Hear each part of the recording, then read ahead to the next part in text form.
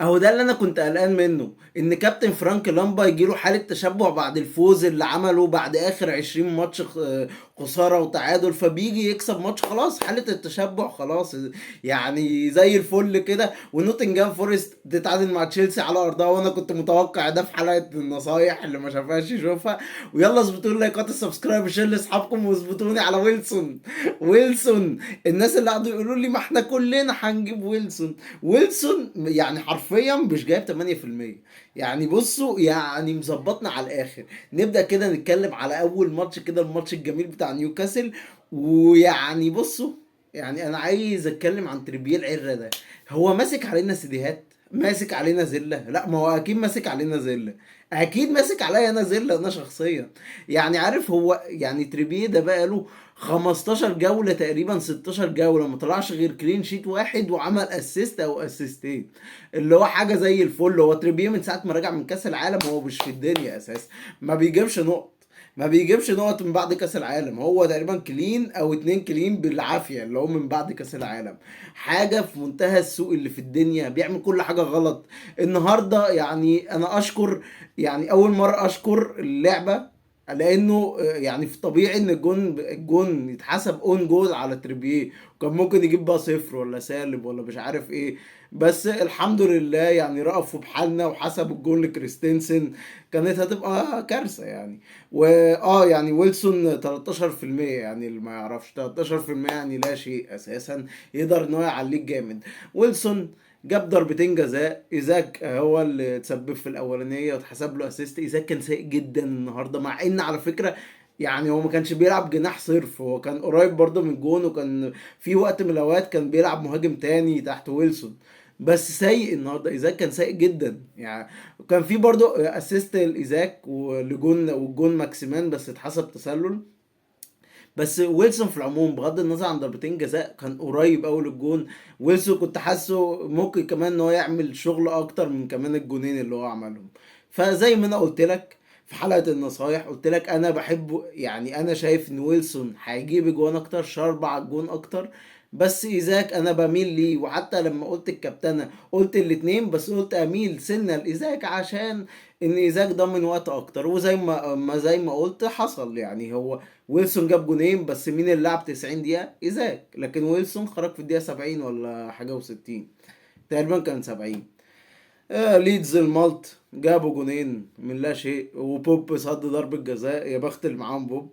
غير كده يعني هي الدنيا ماشية مع ليفربول، عارف اللي هو حرفيا بص اي فرقة هتقف قدام ليفربول هتلاقيهم بيخسروا ويتعادلوا حظ ليفربول. انا بقول للناس دايما انا نفسي في ربع حظ ليفربول. لو معايا ربع حظ ليفربول كان زمان القناة دي يعني على الاقل 200 الف سبسكرايبر. توتنهام واستون فيلا. توتنهام دي فرقه ميته، فرقه عار، انا ما اعرفش، انا بشجع فرقه عار، يعني اسوأ فرقه في الحياه كلها. انتوا عارفين ان هو طول الماتش بتاع استون فيلا توتنهام ما شاطتش غير شوطه واحده، كين شايطها، وبعد كده ضربه الجزاء اللي هي اتحسبت في الدقيقه 90 دي. يعني حاجه في منتهى السوء. كين بيجيب نقط من لا شيء، عشان كده هو حتى بياخد بونص لانه من لا شيء بيجيب نقط. استون فيلا من الناحيه التانية، واتكنز هو اسيست يتيم اللي جابه الاجوان، دوجلاس لويز ورامسي، تحسها كده ماتش هربان من ايه، من الفانتزي اساسا. زي ايه بقى؟ زي ماتش تاني، وهو الماتش بتاع فولهام وساوثهامبتون، اللي يجيب الاجوان مش عارف اسيست ريد، يجيب جون ميتروفيتش وفينيسيوس ومش عارف ايه، حاجه عره. وانا قلت لك ايه، هو طلعوا كلين ولينو اللي انا دايما كنت بمسح بيه العره، كل ما قعدوا دكه بيجيب نقط، لما العب بيه ما بيجيبش نقط. ساوثهامبتون اهي هبطت رسمي، واستريحنا بقى من قرفهم. يعني فرقه كانت اكتر فرقه بكرهها السنين اللي فاتت كلها، لاني كنت عمري ما كنت بجيب لعيبه منهم. عمرها ما كانت فرقه في الفانتازي عيله بصراحه، فانا دايما كان نفسي ان هم ينزلوا يعني. تشيلسي ونوتنجهام فورست، وانا شخصيا سعيد جدا، سعيد جدا لنوتنجهام.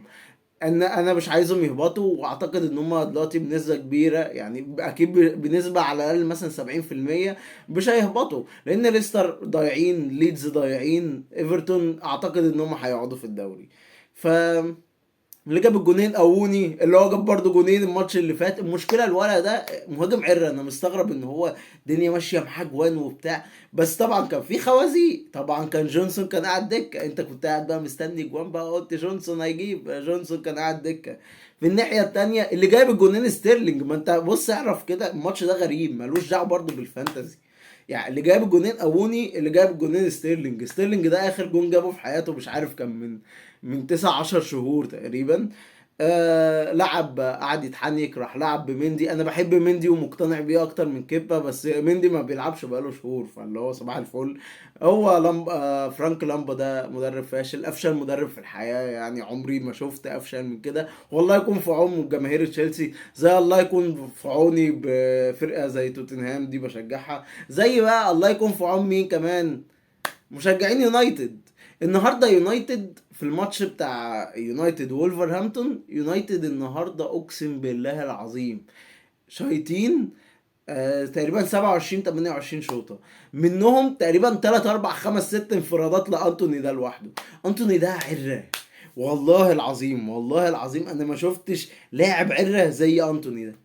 ده مش ممكن، ده مش طبيعي. الجون يبقى قدام فاضي يقعد يحنكش، عارف اللي هو عايز يجيب الجون اللي ايه، جون يضحك عليه. والواتساب بقى عارف اللي هو تبقى ستوريات واتساب وانستجرام ومش عارف ايه. لاعب ضايع، لاعب سيء جدا. ده لو كان راشفورد اللي مكان انتوني ده النهارده كان يجيب له سوبر هاتريك.